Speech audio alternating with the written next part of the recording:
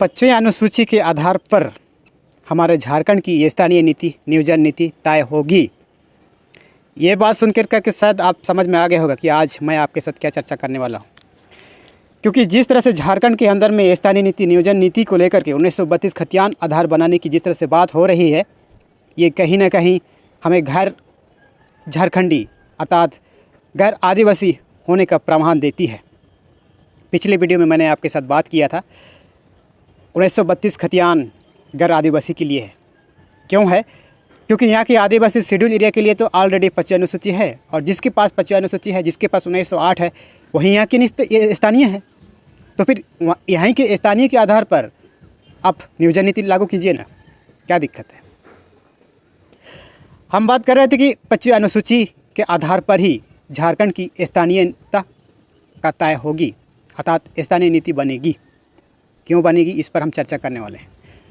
ये वीडियो शायद कई लोगों को अच्छा नहीं लगेगा, लेकिन इससे मुझे कोई फ़र्क नहीं पड़ता है, कोई फ़र्क नहीं पड़ता है।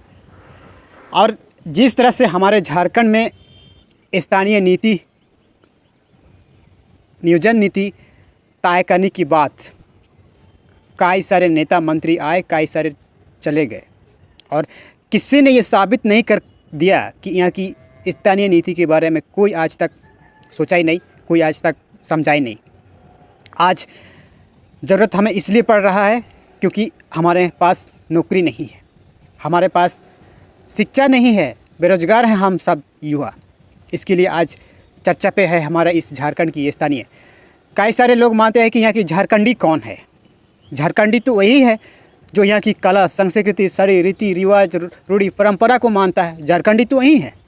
फिर आप 1932 खतियान के आधार पर आप झारखंडी को साबित कैसे कर पाएंगे? सवाल नंबर 1। झारखंडी तो यही है जिसके पास 25 अनुसूची है, जिसके पास पेशा कानून है, जिसके पास ग्राम सभा है, जिसके पास 1908 है। झारखंडी तो यही है। फिर 1932 खतियान किसके लिए है? 1932 खतियान उन्हीं लोगों के लिए है जो गैर आदिवासी हैं, जो अपनी पारंपरिक से, अपनी वास्तविकता से, अपनी रूढ़िवादी से, अपनी सामाजिक क्रियाविधि से भटक गए हों। 1932 खतियान उन्हीं लोगों के लिए है। और जी हाँ, आप सही सुन रहे हैं। आज भी जिस तरह से बोकारो धनबाद से शुरू होकर के भाषा संघर्ष के बैनर तले जिस तरह से आप देखते हैं, ये गैर आदिवासी क्षेत्र है। पलामू, गेड़वा, हजारीबाग, रामगढ़, गोडरमा, छदरा, धनबाद, बोकारो, गिरिडीह, छत एवं गोड्डा, ये सब बोकारो, ये सब गैर आदिवासी क्षेत्र है। आप समझ सकते हैं गैर आदिवासी क्षेत्र को अब स्थानीयता का प्रमाण देने के लिए 25 अनुसूची पर आधार तो नहीं बन पाएगी ना, 1908 के आधार पर तो नहीं बन पाएगी ना, पेशा कानून के आधार पर तो नहीं बन पाएगी ना। तो फिर हथकंडा तो अपनाना पड़ेगा। और खतियान आधारित से इसीलिए मांगा जा रहा है क्योंकि ये लोग 1908 के दायरे में नहीं आता है, शेड्यूल एरिया के दायरे में नहीं आता है। मैं आपको सच बता रहा हूँ। आप जिस तरह से जहाँ आप देखते हैं भाषा संघर्ष समिति आंदोलनकारी या फिर इस महाजुठान को, कहीं ना कहीं ये लोग अपनी भाषा संस्कृति से जिस तरह से झारखंड की परंपरा से भटक गए हों। झारखंड की परंपरा क्या है आज भी हमें तय करने की ज़रूरत है। झारखंड की स्थानीय कौन है? झारखंड की शेड्यूल एरिया के लोग की स्थानीयता का प्रमाण है। आज भी सुतियाबागढ़ में सबसे प्रथम निवासी कौन लोग हैं? आप उनको स्थानीयता का दर्जा दीजिए ना, क्या दिक्कत है? आज दुनिया भर का लांदर पंदर अपने रूढ़ी परंपरा, अपनी वास्तविकता को भूलने के बाद आज खुद लोग झारखंडी होने के लिए 1932 का आधार मांग रहे हैं। ऐसा नहीं होने वाला है और नहीं होगा।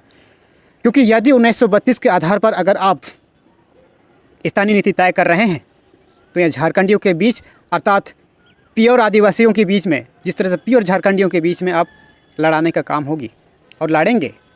देखना है नहीं तो आप लोग, क्योंकि हमारे पास 25 अनुसूची है भाई। मैं 25 अनुसूची की क्यों बात करता हूँ? ऑलरेडी हमारे पास स्थानीयता होने के लिए स्थानीय इसी के आधार पर बनेगी स्थानीय नीति 25 अनुसूची के आधार पर। और 25 अनुसूची, पेशा कानून, तमाम 1908 कहीं ना कहीं इस झारखंडी की पहचान है। तमाम चीज़ें हैं, टोकलोसौर व्यवस्था, आपका मांझी प्रांगना व्यवस्था, मुंडा शासन व्यवस्था, तमाम चीज़ें हैं। हमको देखना पड़ेगा, समझना पड़ेगा। और बाकी गैर आदिवासी लोगों के बीच में ऐसा चीज़ों का कोई उल्लेख नहीं मिलता है, कोई सबूत नहीं है। एक कहानी मैं आप सबको बताता हूँ। एक जंगल था जिसमें मोर का झुंड हुआ करता था। मोर की पांख देख कर के कौवा लालचा आ गया। मोर का पंख ये कहानी का शीर्षक था। और कौवा जितने भी मोर की पंख को देख करके खुद को मोर जैसे बनने का प्रयास किया और खुद के गिरा हुआ पंख अर्थात मोर का पंख को अपने पंख पर डाल करके मोर का एक्टिंग करने लगा।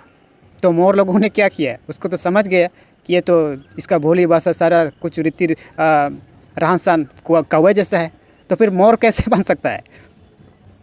अब जिस तरह से फिर भी आदिवासी क्षेत्र में मान लीजिए स्थानीय नीति 1932 खतियान का आधार पर अगर लागू होती है, मैं मानता हूँ, मान लीजिए किसी प्रखंड में या फिर किसी भी जगह पे मेडिकल बनती है, स्कूल बनती है, कॉलेज बनती है, फैक्ट्री बनती है, जगह जायदाद ज़मीन जाएगी आदिवासियों का और वहाँ पे 1932 के आधार पर स्थानीय नीति के आधार पर नौकरी करेंगे गैर आदिवासी। कैसे बात कर रहे हैं आप? पगला गए का? दिमाग खराब है आपका? आप किसे स्थानीय मान रहे हैं? आप किसको स्थानीय का प्रमाण दे रहे हैं? आप स्थानीय को तो उसी को कहलाता है जहाँ झारखंड की स्थानीय लोग हैं, जिसके पास 1908 है, जिसके पास 55 अनुसूची है, जिसके पास पैसा है, जिसके पास ग्राम सभा की व्यवस्था है। यहाँ की झारखंड की स्थानीय लोग तो यही है।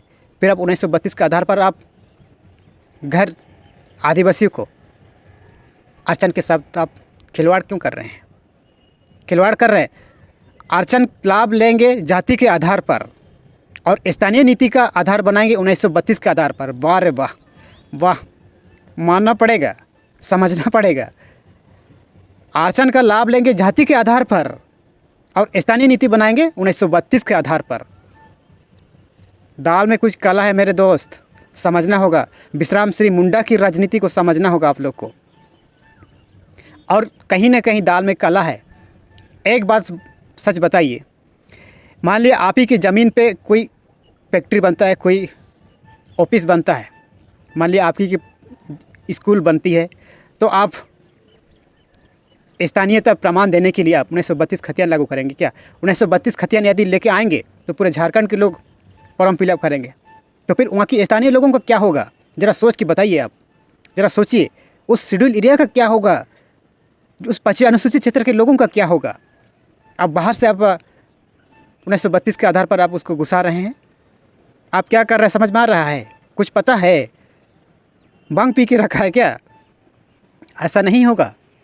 25 अनुसूची के आधार पर आपको शेड्यूल एरिया के लिए स्थानीयता का प्रमाण देना होगा, स्थानीय नीति लागू करना होगा शेड्यूल एरिया के लिए। मैं कह रहा हूँ आप गैर आदिवासी के लिए, गैर आदिवासी जिला के लिए आप 1932 खतियान लागू कीजिए ना, क्या दिक्कत है? कोई दिक्कत नहीं होगा। लेकिन हाँ, 25 अनुसूचित क्षेत्र के लिए शेड्यूल एरिया के लिए आप 25 अनुसूची का आधार बनाना होगा, 1908 का आधार बनाना होगा। यदि आप ऐसा नहीं करते हैं तो आने वाले समय में आदिवासी खुद को अपनी पारंपरिक विधि व्यवस्था तमाम जिस तरह से 25 अनुसूची पेशा कानून जैसे जिस तरह से आज 21 साल 25 अनुसूची ना जानने की वजह से, 1908 को ना पहचानने की वजह से 21 साल पीछे हुआ है। और 1932 खतियान लागू होने से खुद की पैर पे कुल्हाड़ी मारने का काम होगी, ये बात सच है। और खुद की आने वाली पीढ़ी 20 से 21 साल पीछे चले जाएंगे, ये बस इस बात का मैं गारंटी देता हूँ सच में। तो ये छोटी सी जानकारी आपको कैसे लगे हमारा उभरता झारखंड में? ऐसे ही तमाम छोटी बड़ी चीज़ों को मैं आपसे अवगत कराऊंगा। देखते रहिए उभरता झारखंड।